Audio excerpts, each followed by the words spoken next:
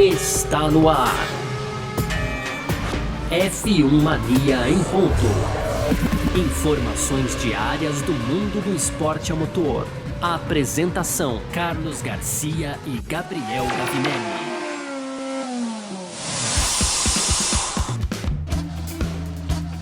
Então vamos que vamos, valeu demais pela sua presença, valeu você que tá junto com a gente por aqui no ar, mais uma edição do nosso podcast F1 Mania em ponto. A gente que tá sempre com você aqui, falando um pouco do que tá rolando no mundo do esporte a motor, com aquele destaque para a Fórmula 1, claro, conteúdo do site f1mania.net. Entra lá, fica ligado em tudo que tá rolando, baixa nosso aplicativo, entra nas redes aí e tudo mais, beleza? Vamos que vamos? Muito prazer, eu sou Carlos Garcia e aqui comigo sempre ele, Gabriel Gavinelli. Fala, Gavi! Fala, Garcia, fala pessoal, tudo beleza? Começando aqui mais uma semana, Race Week, né, Garcia? Temos Grande Prêmio do Japão nas madrugadas aí desta semana, Garcia. E hoje, então, né, dia 1º de abril, dia da mentira, Garcia, no primeiro bloco, a gente vai falar uma notícia aqui que eu gostaria até que fosse do dia da mentira, viu, Garcia? Mas acontece... Ó, gente, a gente não vai fazer essa brincadeira, né? Só pra ficar bem claro, né? Exatamente, acontece que não é brincadeira, né, Garcia?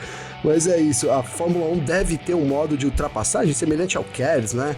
De volta nos regulamentos de 2026, Garcia, esse tema do nosso primeiro bloco. No segundo a gente vai falar um pouco de Mercedes, porque o Toto Wolff agora, né, chegou à conclusão então de que a equipe perdeu o caminho lá em 2022, por isso o desempenho ruim da equipe, dá para dizer que é um desempenho ruim aí na temporada de 2024. Para fechar no último bloco as rapidinhas, aí tem caso Horner, tem também julgamento do Massa e tem a Liberty Media agora adquirindo a MotoGP, Garcia. Tudo isso lá no final, no terceiro bloco. Perfeito, é sobre isso que a gente vai falar então nessa edição de hoje. Hoje, segunda-feira, começando tudo de novo. Repito, não teremos mentiras nessa edição do nosso F1 Mania em ponto. Já até pensamos em fazer algumas edições ali de brincadeira e tal, mas não teremos. Porém, hoje é segunda-feira, dia 1º de abril de 2024, podcast F1 Mania em ponto está no ar. Podcast F1 Mania em ponto.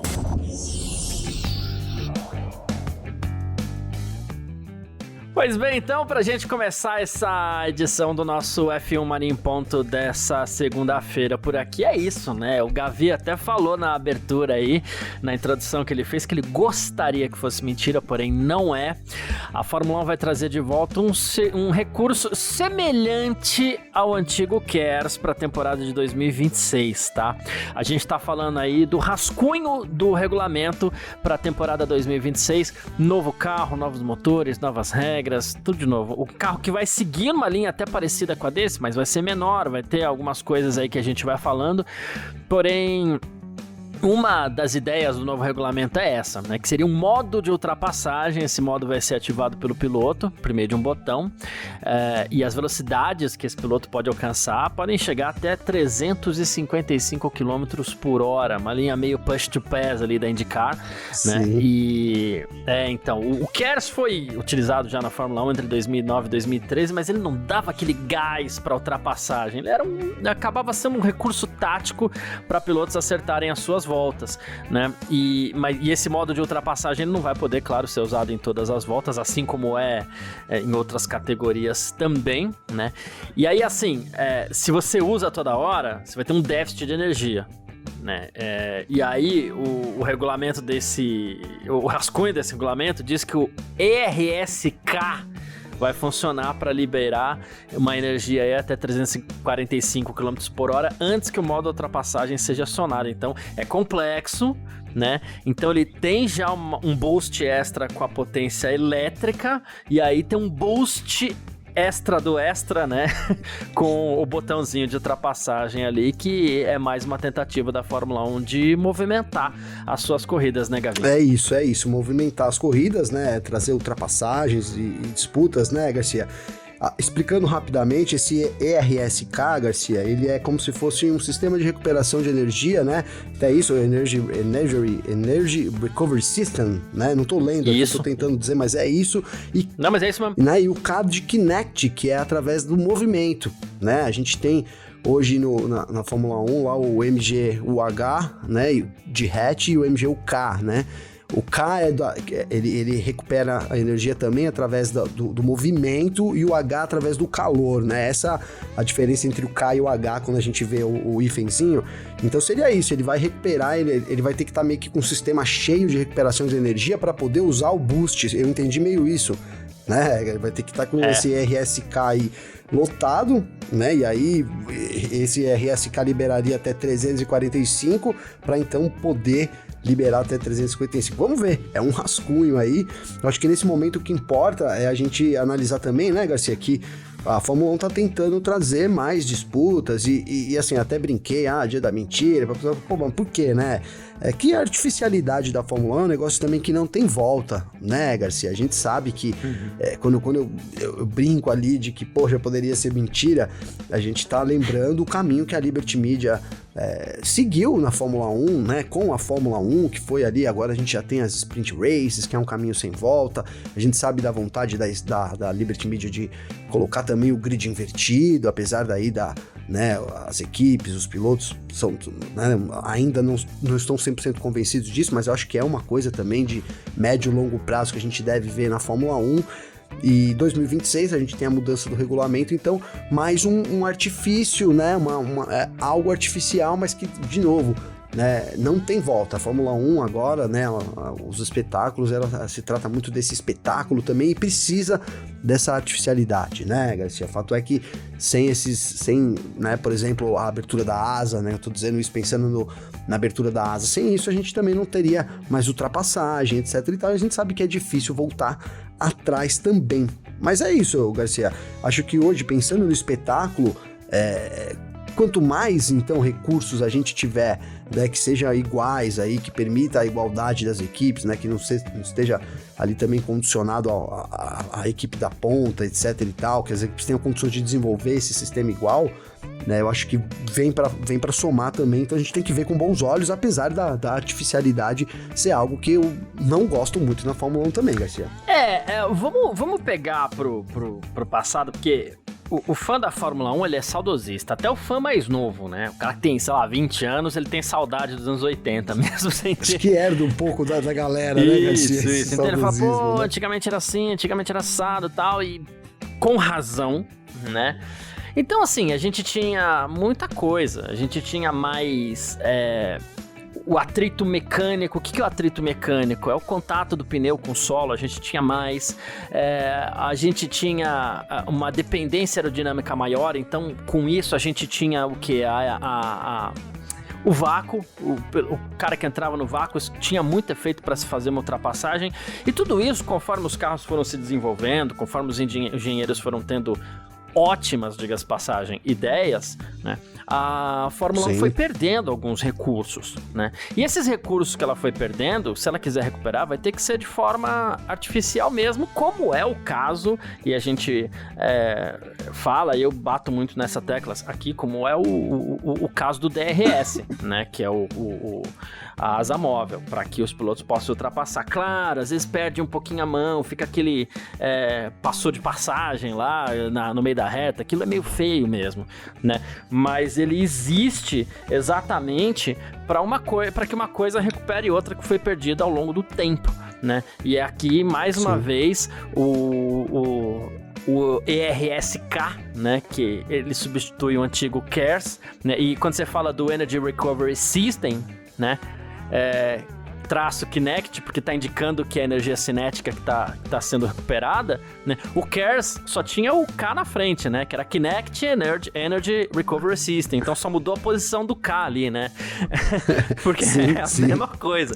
Mas enfim, o mecanismo é o mesmo, só que agora a Fórmula 1 está estudando um boost que possa ter um impacto ali na movimentação da corrida, né? Então acho, assim, claro, a gente tem o saudosismo, a gente prefere que as coisas fossem, se tratando de corridas, a gente preferia que as coisas fossem um pouquinho mais naturais, mas não tem como fugir disso, né, Gavi? Não a Fórmula 1 tem. vai ter que buscar formas artificiais de recuperar aquilo que ela perdeu com o tempo, né? Vai ter, né, Garcia? A gente até, por isso que eu falei que é uma brincadeira, que assim, a gente sabe da evolução, todo esporte tem a sua evolução, isso faz parte da evolução do esporte da Fórmula 1, né, do esporte que é também a Fórmula 1, a gente não vai ter volta com relação a isso, né? Mas eu acho que, não sei, Garcia, às vezes eu fico brincando, assim, um pouco, mas pela brincadeira mesmo, sabe, cara? De ser o saudosista, sabe, assim, né? Não, pô, né? Pra gente deixar ali esse legado também, né? O fã de Fórmula 1 é meio chato, né, Garcia? O cara saudosista, nostálgico, ele tá meio vinculado a isso. Acho que tem um pouco disso, assim, de chatice, sabe? De, pô, vamos ser um pouco chato. Na verdade, é isso, né? Hoje, se a gente tem uma coisa que é pra melhorar o esporte e que vai ser igual para todas as equipes, né? A gente tem cada vez mais a Fórmula 1 lutando pela essa igualdade também, né? Esse vídeo teto orçamentário. Desculpa. É preciso reconhecer, tem razão. Né? A gente tem isso, né? Talvez em passos não tão quanto a gente gostaria, ou quanto seria possível até também para poder manter todas as equipes, mas o fato é que a Fórmula 1 vai evoluindo nesse sentido. Então a gente tem hoje um teto orçamentário, a gente tem, né, o recurso do túnel de vento sendo distribuído de forma que a equipe pior na classificação tem mais tempo de túnel e a melhor, consequentemente, tem menos tempo. Então tem menos tempo de desenvolvimento, de testar ali. E isso, acho que no médio e longo prazo vai trazer essa igualdade que a gente quer na Fórmula 1, né? A gente vai ter que ter tempo para esperar. E aí, de novo, esse recurso vai vir para todo mundo dentro de um teto orçamentário, de um limite de desenvolvimento, né, das equipes. Então, acho que vem para somar, sim, e deve aumentar os espetáculos, né? O que a gente quer. Então, já que temos que usar, né, Garcia, que sejam iguais e que realmente, né, aumentem aí de forma considerável as ultrapassagens, as disputas. Eu tava pensando aqui, um exemplo é a Stock Car, cara. O que seria da Stock Car sem os push to pass? Sim, né, sim, Garcia? Verdade. É um belo exemplo de uma categoria que depende muito disso e tá tudo bem, né? Não é uma crítica aqui, né? Tá tudo bem. E funciona muito bem lá, até para esse ano, a gente já pode pensar na Fórmula 1 também, que ainda, né, é um começo de uma ideia aí, né? Então a gente não sabe como vai funcionar. Na Stock Car já foi por número de vezes, agora é por uma potência ali, que eles têm um determinado tempo e eles podem distribuir de acordo com o que eles quiserem. Então tem várias formas disso ser introduzido também. Óbvio que a gente vai ter muitas novidades aí até os regulamentos lá de 2026, Garcia. Exatamente. Agora, tem uma outra alteração aqui que o Pat Symonds, que é o diretor técnico da Fórmula 1, falou, que é com relação ao downforce dos carros. Isso aqui foi muito interessante que ele falou. Ele falou até pro podcast lá, o Beyond the Grid, né? Que ele falou o seguinte: uma das razões pro peso excessivo dos carros é a necessidade de lidar com tanta pressão aerodinâmica. E a gente quer reduzir isso, né? E isso vai fazer com que os carros derrapem um pouco mais, exigindo mais habilidade dos pilotos. Como a gente disse antes, os pilotos são os heróis, são os super-homens que a gente quer promover. Então sim, acho que as coisas estão indo na direção certa. O que eu tiro dessa pequena declaração do Pat Symonds, Gavi? Vamos lá. Carros mais leves significa carros menores. Carros menores significa mais espaço na pista para que esses carros disputem por espaço, que na verdade esse é o conceito também de uma corrida. Sim. Né? Carros que derrapam mais exigem sim mais habilidade dos pilotos. Isso faz com que inclusive possamos ter outros nomes se destacando, porque às vezes você pega, por exemplo, não estou dizendo que é isso que vai acontecer, tá, gente? Mas às vezes você pega lá Verstappen, esses carros os carros de hoje parecem que estão andando num trilho, tem muita velocidade de curva, né? Às vezes esse é o estilo do Verstappen. Aí você pega lá o Logan Sargent, pra citar os dois extremos, coitado do Sargent, mas né? Aí você pega lá o Logan Sargent e de repente isso daí fica bom pro estilo do Logan Sargent, entendeu? Sim. E outra coisa que essa questão dos carros serem um pouco mais nervosos me faz pensar isso vai influenciar diretamente no desgaste de pneus também. Então temos essas três questões aí que podem ser grandes novidades para 2026, né? Podem ser grandes novidades, né, Garcia? Acho que a Fórmula 1 demonstrou um descontentamento geral, né? Acho que foi até contido também para dar uma segurada na onda ali, até porque a Fórmula 1 tudo é meio contido assim, né, Garcia? É difícil É verdade. Alguma coisa muito, né? Calma, né? Tudo meio panos quentes, tudo é meio panos quentes, né, cara? Assim, a verdade é essa, né? Mas ali a gente teve um estudo, etc e tal, por parte liderada pelo Ross Brown, né, na época e tudo, e acho que não resta dúvidas que essa nova era da Fórmula 1 não funcionou de acordo com o que deveria ter funcionado, né? as equipes já se... Infelizmente. Não sou eu, Gabriel, até que tô juntando aqui as micro... Porque, de novo, porque é tudo meio micro, né? As micro declarações dos chefes das equipes, etc e tal, né? Já cobrando mudanças para 2026, pedindo acertos. Então, e a gente viu durante boa parte aí da nova era da Fórmula 1 o porpoising absurdo que era, né? Que os carros tinham, que ainda alguns herdam, né? Ainda não tá completamente... digamos que curado esse mal da Fórmula 1. Então, há uma necessidade de mudar essas regras sim, Garcia, e acho que talvez a vontade seja até muito grande do que a gente vai ver na realidade, mas o fato é que, pontualmente, por exemplo, os carros acompanharem de perto uns aos outros, que diz muito o que o Pat Simons falou agora também, você ter carros menores, talvez a redução para você alcançar as metas tenha que ser mais drástica, né, Garcia? Essa mudança que a gente teve, tudo bem, o retorno do efeito solo e tal, então serve como uma preparação para 2026 a gente vir de fato com um novo pacote aerodinâmico que atenda mais a categoria. Eu tô muito virado para, né, acredito que isso deva ser o que a gente vai ver, um novo pacote de regras grandes sim para 2026, junto com as regras do motor, isso que faria até sentido. Boa. Né? Já muda tudo de uma vez, então. Exatamente. Né? São carros novos. Exatamente. E uma última declaração dele aqui, essa eu gostei muito, porque vai de encontro a algo que eu penso aí, que ele falou também que a ideia da Fórmula 1 é surpreender o público com as soluções inovadoras para manter a emoção das corridas, mas também pela questão da sustentabilidade, né? Ele falou assim, a Fórmula 1 quer que as pessoas assistam uma corrida e digam, nossa, olha o que eles estão fazendo com combustível sustentável, não sabia que era possível, pensei que só existia combustível fóssil, eles estão conseguindo abastecer todo o paddock de forma sustentável, incrível, né? E eu falo isso, sem querer me alongar muito, porque a gente tá até com o tempo do bloco meio estourado aqui, eu falo isso porque não é de hoje que eu não acredito que a eletrificação total seja o futuro para a mobilidade, né? Para a geração de energia da humanidade. Então, assim, acredito muito mais nos combustíveis fósseis e mais ainda em soluções híbridas, né? Que é o combustível fóssil com apoio de uma tecnologia elétrica. Ontem eu estava vendo um teste que foi feito com uma locomotiva nos Estados Unidos, e essa locomotiva ela percorreu 2.000 quilômetros sem necessidade de abastecimento, né? Uma locomotiva movida a combustível não fóssil, né? Combustível sintético. E então eu acredito ser este o futuro da mobilidade, motores a combustão híbridos com apoio da energia elétrica. Então acredito que a Fórmula 1 possa sim estar dando até por isso, e aí faltou o meu complemento, né? Porque o ano que vem a gente vai, em 2026, a gente vai ter Audi, a gente vai ter Honda, galera querendo voltar, a Chevrolet tá de olho. Então, me parece que as montadoras também estão entendendo este como sendo um caminho, e isso acaba sendo um caminho também para que elas passem a investir fortemente novamente na Fórmula 1, pensando lá no futuro, sem depender totalmente da eletrificação, até porque a eletrificação tem seus custos, inclusive para sustentabilidade, né? Sim, perfeito, Garcia. Eu acho que é isso, né? Também concordo que a eletrificação, da forma que ela foi apresentada, ela não vai ser a solução definitiva. Já acho que até ficou meio óbvio isso, né? Dado o tempo que a gente teve entre ter vingado ou não, tem muitos problemas aí para serem resolvidos. A Fórmula 1 acompanha, né, a tendência, obviamente, ela vai querer fazer parte, como sempre fez, de ser ali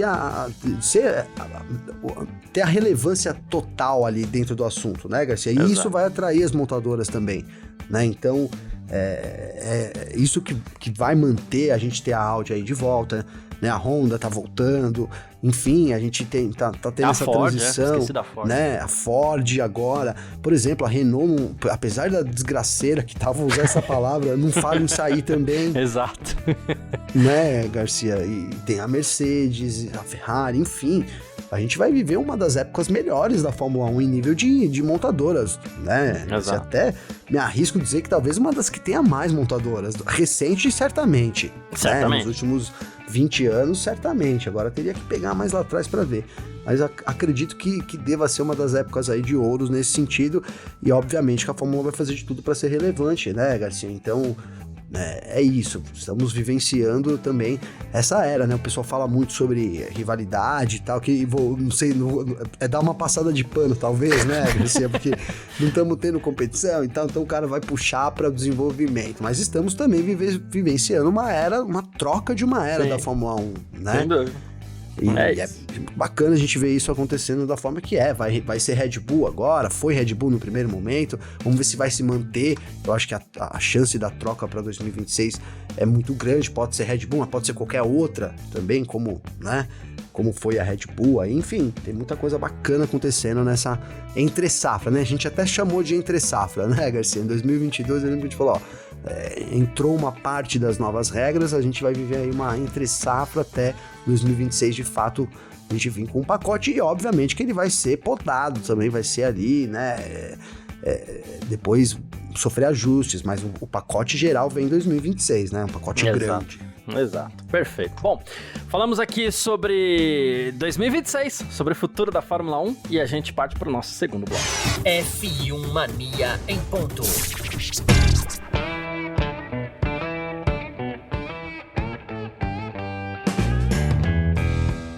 Segundo bloco do nosso F1 Mania em ponto por aqui para falar da Mercedes, né? A gente fala você falou de desgraceira da Renault aí, mas dado os últimos anos, né, de 2014 a 2021 que a Mercedes viveu, a Mercedes tá vivendo de alguma forma uma desgraceira também, né? Mas enfim, e o Toto Wolff, o chefe da Mercedes, reconheceu que a equipe está enfrentando algumas dificuldades aí, que inclusive ele não queria, né, obviamente, e o W15, que é o carro dessa temporada, é uma evolução em relação aos outros modelos, mas ele admite que a Mercedes está longe de disputar títulos ainda, né, então ela dominou o início da era híbrida, como eu falei, entre 2014 e 2021, mas nessa era dos carros com efeito solo e tudo mais, ela só venceu uma corrida até agora, que foi o Grande Prêmio de São Paulo de 2022, com o Russell. Atualmente ela é a quarta colocada no Mundial de Construtores, teve lá seus caminhos questionáveis e tudo mais. E o Toto Wolff acredita que, conforme as regras vão amadurecendo, isso vai escondendo o progresso relativo da Mercedes, né? Porque ele falou assim, é um pouco como nos 2 últimos anos, né? Ele falou assim, acho que esse carro... Olha que frase boba até do Wolff, né? Que ele falou assim, acho que esse carro é o melhor dos piores, né? Ele falou assim, é uma base melhor pra gente trabalhar, mas ainda não é um carro que deixa os pilotos confortáveis para atacar as curvas a 320 km por hora, né? Ele falou assim, a gente perdeu o caminho, na verdade, no início de 2022, e aqui aquilo que a gente sempre fala, e enfim ele admite, né? Ele falou assim, as nossas ferramentas e sistemas sempre nos entregaram carros campeões, mas essas novas regras girando em torno do efeito solo e tudo mais, significa que toda a sustentação vem do assoalho. Ele falou assim, fez com que a gente desenvolvesse um carro promissor nos dados e no túnel de vento, mas que não entregou desempenho na pista, e aí ele dá a entender aquilo que você fala muito, né, Gavi? A Mercedes ainda paga o preço de 2022 daquele carro que nasceu péssimo, né? E aí a Mercedes perdeu tempo de desenvolvimento, ela até consegue melhorar, mas as outras também estão melhorando e ela não consegue alcançar, né? Garcia, e aí a gente até comentou disso, a gente vê as regras funcionando, né? Porque não tem mais aquela possibilidade de botar um caminhão de dinheiro e vamos lá, vamos refazer o jogo, vamos jogar tudo fora, né? Por isso que não fez isso, né? A Mercedes não fez porque não... É um investimento muito grande, aí você voltar um projeto do zero não daria para fazer, né? Então vai surtindo efeito. E aí tem menos tempo também de desenvolvimento do túnel de vento, porque apesar dos pesares, foi segunda colocada. A gente tá criticando aqui, mas foi a segunda colocada na temporada passada, né? Muito em conta do bom desempenho da dupla de pilotos ali, sempre constante nos pontos, mas foi segunda força. Então eu vejo a Mercedes começou criou um problema quando optou ali por o Zero Pod, né, Garcia? A tecnologia do foguete, da Zero NASA, Pod, etc. polêmico, hein? E não é? A polêmica do Zero Pod lá do começo. Então, e aí insistiu, e aí aqui a gente, né, eu acredito que não mudou, porque a gente, de novo, tem um teto orçamentário, tem um limite de túnel de vento, esse é o que eu acredito, eu não sei, né? Se foi teimosia, né, Garcia? Pode ter sido teimosia. Se foi teimosia, então, né? Até assim, a gente pode defender esse caminho do teto orçamentário, que é até o que eu penso, mas a gente viu também cabeças rolando lá na Mercedes, o que indicaria um caminho da teimosia também, né, Garcia? Não seria um absurdo eu defender a tese de que rolou uma teimosia, de que, olha, vamos chegar lá, etc e tal. Que é a minha tese, viu? Então, que é a sua tese. E que até, de certa forma, foi uma tese meio que escancarada pela Red Bull nesse ano também. Então, é aí que eu queria chegar. A minha tese se fortaleceu com isso, e assim, pode não ter sido teimosia no mau sentido também, porque assim, o sucesso da Red Bull nesse ano, por mais que não seja um sistema igualzinho, mas por que não é igualzinho? Porque a Red Bull fez melhor, né? Mas assim, por mais que não seja um sistema igualzinho, o sucesso da Red Bull nesse ano mostra o porquê a Mercedes foi teimosa. Porque tinha alguma coisa ali que dizia que aquele podia ser o caminho, né? Exato. Tinha alguma coisa, né, Garcia, ali. De fato, a gente viu que depois lá na frente o Newey e Companhia Limitada foram por esse lado. Então, faltou desenvolver mais a Red Bull, talvez, não sei, o caminho que teria, o que me vem na cabeça quando a gente vê isso, Garcia, aqui, você teria que passar por um caminho. Não adianta você dar um pulo também, né? Vamos usar um exemplo prático, sei lá, você vai lá e de repente você é um chefe líder do negócio lá, sem ter passado por uns processos que te capacitariam para te dar aquela liderança. Aí de repente você perde, porque faltou você cumprir ali alguns requisitos básicos para ocupar aquela posição. Talvez seja isso, né? O caminho que a Mercedes fez, ela almejou demais lá na frente, ela teria que ter conhecido caminhos básicos antes de chegar naquele desenvolvimento do carro, e a Red Bull fez esse caminho, então, né, percorrendo passo a passo para poder ter um RB20, enfim, um carro, não sei, eu até falando do RB20, eu ia dizer que é um carro que é uma unanimidade, talvez não seja tanto ainda, nesse momento, foram só também 3 corridas, né, Garcia, mas eu acho que a gente já teve a Red Bull, mesmo nessa nova era, mais, assim, tipo, unanimidade mais, né, a gente teve o Sainz vencendo também, é lógico que por quebra ali até fiz um vídeo no Instagram, o pessoal, mas não foi o Sainz que quebrou a hegemonia, foi o próprio Red Bull, calma gente, né, na verdade o Sainz quebrou a hegemonia da Red Bull, venceu e etc, mas não que quebrou a hegemonia pra sempre, né, Garcia, quebrou momentaneamente, então é isso, né, vamos ver, mas nesse momento não dá pra dizer, não, é um super, né? Vamos aguardar um pouco pra ver se o RB20 vai ser tudo isso também. Mas é isso, a gente vai chegando talvez naquilo de novo, num limite de desenvolvimento, né? Uma era com regras mais simples, então vai demorando mais, quando você atinge um ponto, vai demorando mais o desenvolvimento também, Garcia. Exatamente, é isso. E a Mercedes tá vivendo uma fase tão nhaca. Como é que você falou da Renault aí, Alpine, né? Desgraceira, isso. Desgraceira. É tão desgraceira que a Mercedes vai ter que enfrentar, inclusive, uma mudança nos seus patrocinadores, porque a partir de 2025 a marca de roupas, a Tommy Hilfiger, vai deixar a Mercedes também, tá? Mas vai entrar outra, vai entrar Adidas, mas, né, sai Hamilton, sai Tommy Hilfiger, né? Então o Daily Mail, né, britânico, trouxe que essa nova parceria aí, a Adidas chega, claro, a Mercedes está vivendo um momento de recomeço, né? Teve contato aí com a Puma também, parece que não rolou, mas é isso, sai Hamilton, não entra... Sai Hamilton. Então, sai o Hamilton, a Mercedes não anda, não decola, não vai, aí a Tommy Hilfiger saiu junto, foi embora também. Saiu e... Desculpa, Garcia, será que vai pra Ferrari, hein, cara? Então, estamos de olho, né? Porque, assim, a Tommy Hilfiger tá sempre com o Hamilton, né? E obviamente que tratativas devem estar rolando aí, vamos ver o que vai acontecer, né, Garcia? Seria muito interessante. Eu já falei, cara, eu tô de olho muito, quando lançar a camisa do Hamilton aí, puta, eu vou dar um jeito de conseguir uma pra mim, hein, Garcia? O Hamilton 44 na Ferrari, demais, né, vai ser muito bonito demais, né, mano? Muito emblemático. Exatamente. Também, né, velho? Muito emblemático. É isso. Mais uma rapidinho, só pra gente encerrar o assunto Mercedes, tá? O Toto Wolff disse que vai analisar um pouquinho mais antes de escolher um substituto pra 2025, tá? E olha só, né? Ele foi perguntado sobre muitas coisas. Ele falou assim: eu não sei ainda. Ele foi perguntado pela Fox Sports australiana, tá? Ele falou: não sei ainda, acho que vai depender do que o Max fizer, né? Ele falou assim: a gente tem um jovem piloto muito promissor e eu não quero colocá-lo mais sob pressão. A gente tá falando do André Kimi Antonelli, né? Ele falou assim: mas tudo indica que ele pode ser um dos grandes. No entanto, a gente também não quer se precipitar para colocar o Antonelli na Fórmula 1. Existem ainda algumas opções que a gente precisa analisar, né? Entre essas opções parecem estar aí o próprio Carlos Sainz, o Fernando Alonso, né? E ele falou assim: olha, o Fernando é um piloto empolgante, o Carlos é muito bom, o Fernando Alonso e o Carlos Sainz, né? Ele falou: então tem alguns nomes aí. Ele falou assim: desta vez eu vou fazer o papel da noiva difícil de conquistar, né? Tá aí falando sobre a vaga pra 2024. Dessa vez, hein, Garcia? Quem não conhece que te compre, hein, Garcia? Fala a verdade. Quem não conhece?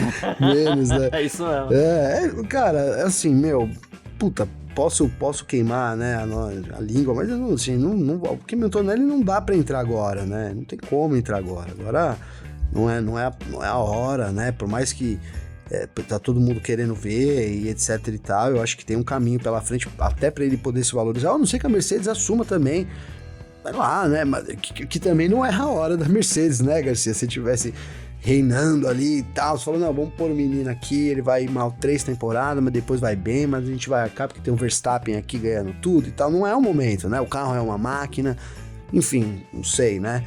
Acho que isso faz muito sentido também. Precisa de um piloto ali para representar nesse momento, né? Enquanto isso, deixa o Kimi, que é sim um grande talento aí, né? Deixa ele desenvolvendo lá. Isso é o que eu penso, Garcia. É isso. Perfeito. Bom, a gente falou um pouquinho mais da Mercedes aqui também e a gente parte pro nosso terceiro bloco.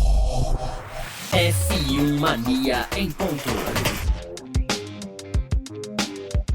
Terceiro bloco do nosso F1 Mania em ponto aqui nessa segunda-feira, 1º de abril de 2024, no nosso F1 Mania em ponto sem mentiras. E olha só, o James Gay Reese, que é produtor executivo do Drive to Survive, ele confirmou ao jornal The Telegraph que o caso de Christian Horner na Red Bull será abordado, tá? Ele falou assim: todas as partes vão querer a narrativa contada de uma maneira específica e o desafio agora é encontrar um equilíbrio que agrade todo mundo, todos os envolvidos, incluindo o Netflix, incluindo a gente, para que a gente possa seguir tranquilo com as nossas decisões. Então a gente vai ter equilíbrio. Ele falou: por enquanto parece que o Horner tá bem, mas a situação não tá resolvida ainda, então tudo vai depender de como as coisas vão se desenrolar. Eu não sei o que aconteceu exatamente, sinceramente não tenho uma opinião formada, mas ninguém merece passar por isso, ele acrescentou. E eu fico só pensando se lá eles não têm a Draft Survive, eles são americanos, né? Eu não sei se existe um Léo Dias estadunidense lá pra poder dar mais informações sobre esse caso pra ele, viu, Gavi? Então, sabe que eu vi essa declaração, Garcia, eu fiquei com um sentimento, que puta, é difícil falar sobre esse caso, porque não foi pra julgamento, ficou dito pelo não dito, e assim, de fato, o Horner, ele pelo que a gente tem aí, ele é inocente, Garcia. É isso, né? Não sei, segundo a Red Bull, né? A gente não tem informação do caso, a gente só tem informação do que a Red Bull quis que a gente tivesse, né, na verdade. Exatamente, e aí eu vou seguir nessa linha, então, Garcia. Me dá uma impressão de que eles vão querer sacramentar isso, sabe?